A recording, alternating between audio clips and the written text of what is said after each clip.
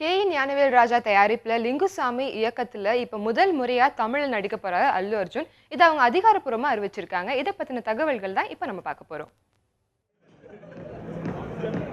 அஞ்சாம் திரைப்படத்தை அடுத்து இயக்குனர் லிங்குசாமி தெலுங்கு நடிகர் அல்லு அர்ஜுனை வைத்து படம் இயக்க உள்ளார். இந்த திரைப்படத்தை ஞானவேல் ராஜா தயாரிக்க உள்ளார். இதற்கான அறிவிப்பை இன்று நட்சத்திர ஹோட்டலில் நடைபெற்ற செய்தியாளர் சந்திப்பில் தெரிவித்தனர். இதில் சிறப்பு விருந்தினராக கலந்து கொண்ட நடிகர் சிவகுமார் அல்லு அர்ஜுன் தனக்கு போட்டி என்றுள்ளார். கண்ணகி படத்தில் நடித்த கண்ணாம்பா மாதிரி ஒரு தமிழ் பெண்ணே டைலாக் பேச முடியாது. இன்னைக்கு வரைக்கும் ரெக்கார்டில் 1942 கண்ணாம்பா பேசின வசனத்தை தமிழ் நடிகளே பேச முடியாது. அதுக்கப்புறம் 65 பூமுகார் என்ற படத்திலே விஜயகுமார் அவர்கள் நடித்தார்கள். விஜயகுமார் நடிக்கும்போது கூட கண்ணம்மாவே நடிக்க முடியுமான்னு பயந்து நடித்தாங்க. அப்படி மாதிரி நெருப்பு மாதிரி பேசுவாங்க. அந்த நடிப்பை அப்படியே பயன்படுத்தி தான் மனோராவில் அம்மா வேஷத்தில் போட்டாங்க. அவங்க எஸ் வரலட்சுமி சிங்கார கண்ணேன்னு ஒரு பாட்டு பாடிப்பாங்க வீரமாடி கட்டுறவங்கள. அந்த அம்மா எத்தனை ஆர்டிஸ்ட் சாவுத்திரி மாதிரி கடிப்பாங்க. பானுமதி அஷ்டாவதானி அந்த அம்மா பெயிண்ட் பண்ணுவாங்க, அவங்களே கதாவசம் எழுதுவாங்க, டைரக்ட் பண்ணுவாங்க, பாட்டு பாடுவாங்க, மியூசிக் கம்போஸ் பண்ணுவாங்க.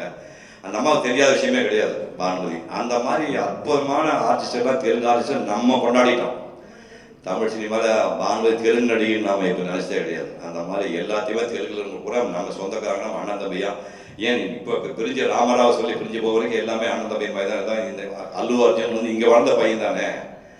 அவர் தமிழ் தெரியலான்னு நீ வருத்தப்படணும். தமிழ் ரொம்ப அப்புறமா பேசுவார், ரொம்ப அழகாக இருக்கார்.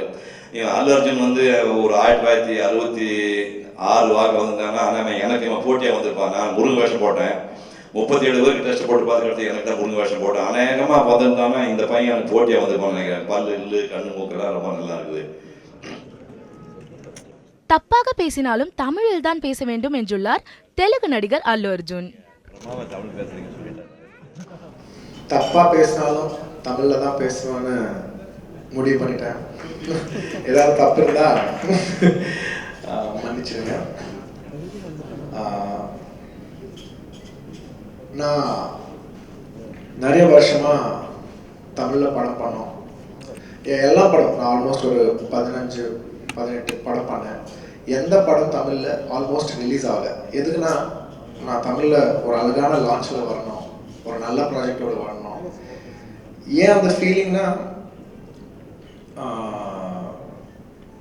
நான் பிறந்தது வளர்ந்தது எல்லாம் மெட்ராஸில் தான். ஸோ இது என் சொந்த ஊர். நான் ஆல்மோஸ்ட் 20 வருஷம் மெட்ராஸில் தான் இருந்தேன். அதுக்கப்புறமா இன்னொரு 15 வருஷம் ஹைதராபாத்தில் இருந்தேன். நம்ம ஊரில் நம்ம அச்சீவ் பண்ணுற கிக்கு அது வேற. எந்த ஊர் போய் அடித்தாலும் நம்ம ஊர் நம்ம பிறந்து வளர்ந்த ஊரில் நம்ம பெரிய ஆளானோம்னா அது ரொம்ப சந்தோஷம் கொடுக்கும்.